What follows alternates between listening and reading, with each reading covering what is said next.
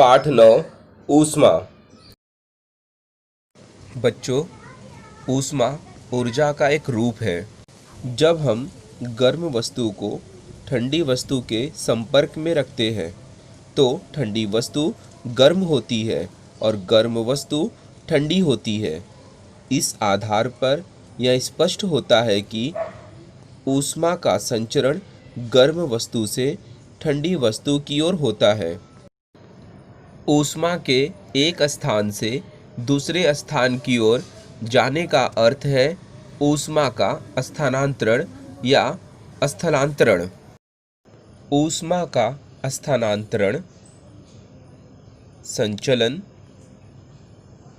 संवहन और विकिरण जैसी 3 विधियों से होता है। किसी पदार्थ के उष्ण भाग से उसके ठंडे भाग की ओर ऊष्मा के स्थानांतरण को संचलन कहते हैं।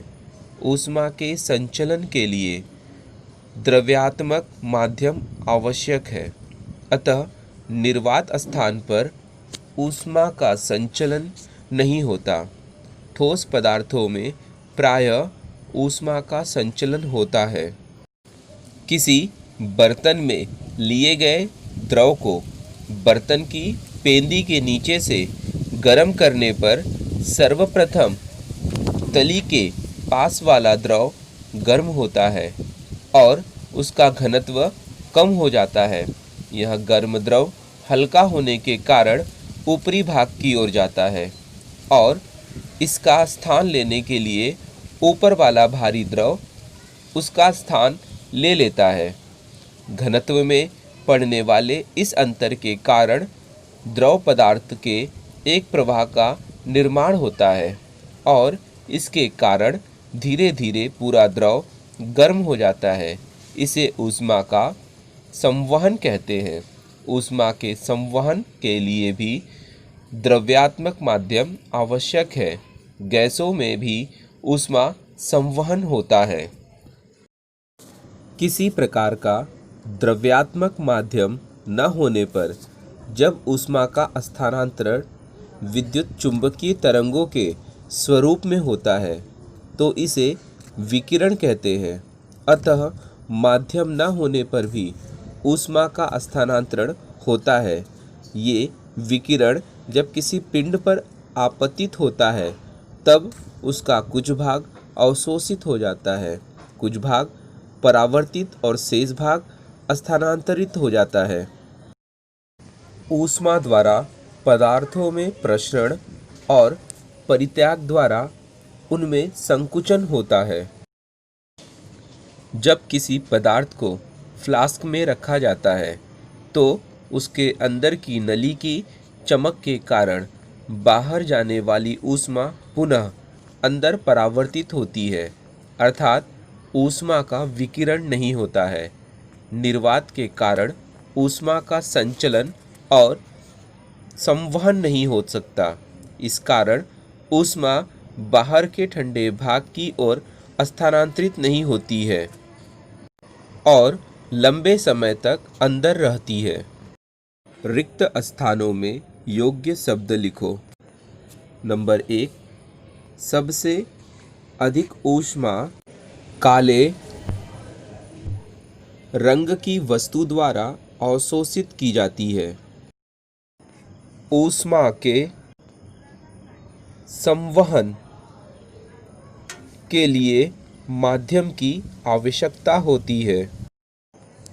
ऊष्मा का स्थानांतरण सुचालक पदार्थ में से होता है।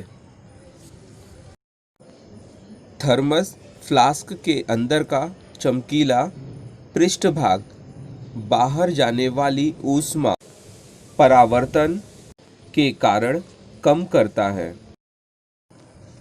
खाना बनाने के बर्तन सुचालकता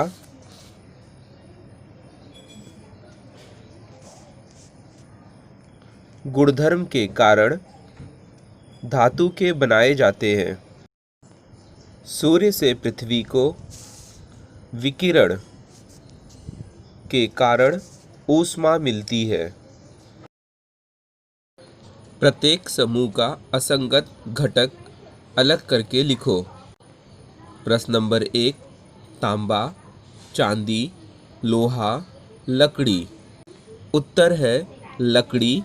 अन्य तीनों ऊष्मा के सुचालक पदार्थ हैं। प्रश्न दूसरा, संचलन, संवहन, प्रसरण, विकिरण। उत्तर है प्रसरण। अन्य तीनों ऊष्मा के स्थानांतरण के प्रकार हैं। प्रश्न नंबर 3, चाय की प्याली, प्लास्टिक की बाल्टी, चांदी का लोटा, कांच का गिलास। उत्तर है चांदी का लोटा। अन्य तीनों ऊष्मा के कुचालक हैं। नीचे दिए गए कथन सही है या गलत? गलत कथनों को सुधार कर लिखो। नंबर 1, अभ्रक ऊष्मा का चालक है। यह विधान गलत है। अभ्रक ऊष्मा का कुचालक है। नंबर 2, प्लास्टिक ऊष्मा का कुचालक है। यह विधान सही है। नंबर 3, गर्म पानी का घनत्व ठंडे पानी के घनत्व से अधिक होता है। यह विधान गलत है। गर्म पानी का घनत्व ठंडे पानी के घनत्व से कम होता है अथवा ठंडे पानी का घनत्व गर्म पानी के घनत्व से अधिक होता है। प्रश्न 4, ऊष्मा के संवहन के लिए माध्यम की आवश्यकता नहीं होती। यह विधान गलत है। ऊष्मा के संवहन के लिए माध्यम, द्रव या गैसीय माध्यम की आवश्यकता होती है अथवा ऊष्मा के विकिरण के लिए माध्यम की आवश्यकता नहीं होती। प्रश्न क्रमांक 5, ऊष्मा का स्थानांतरण कम तापमान से अधिक तापमान की ओर होता है। यह विधान गलत है। ऊष्मा का स्थानांतरण अधिक तापमान से कम तापमान की ओर होता है। प्रश्न क्रमांक 6, बंद हवा ऊष्मा की सुचालक होती है। यह विधान गलत है। बंद हवा ऊष्मा की कुचालक होती है अथवा खुली हवा ऊष्मा की सुचालक होती है।